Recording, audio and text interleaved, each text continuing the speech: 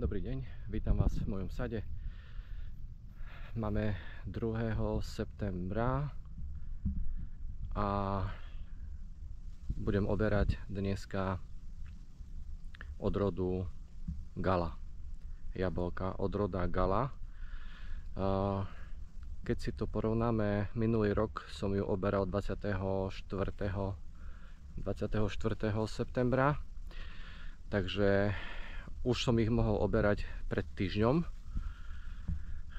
teda boli dozreté, ale ešte som ich nechal trošku, aby aj dorastli, aj sa vyfarbili. Tak ideme sa pozrieť na to, jak to vyzerá, ale sme minimálne 3 týždne, čo sa týka zberu, skôr oproti minulému roku. Tam si môžete pozrieť dozadu videa z minulého roku, keď som oberal Galu, a tam bol 24. september, takže ideme sa pozrieť. Tu na cestou hore je Granny Smith, tu na je Golden, ten ešte môže taký týždeň, 2 týždne ešte si môže visieť, ale tiež bude musieť byť skôr obranný.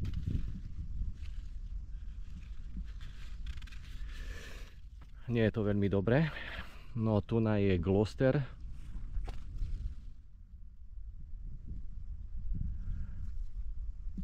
Ten je ešte celkom v pohode, ale tento rok zarodil brutálne. A tu nás sú 2 stromy na Goldu. No a tu je Gala. Už je vidieť, že aj sem tam niečo opadlo, ale jablka, tieto väčšie prebereme, tieto menšie ešte, ktoré nemajú farbu, tak ostanú na strome. Ale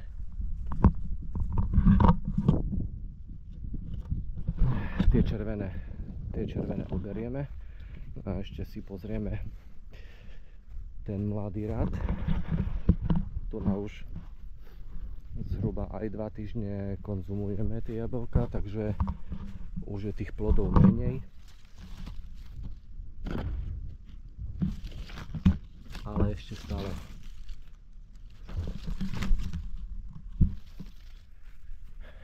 stále sú tu jablka, no.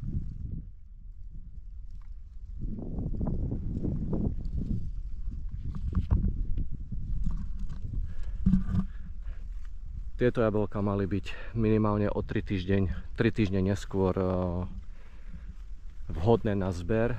No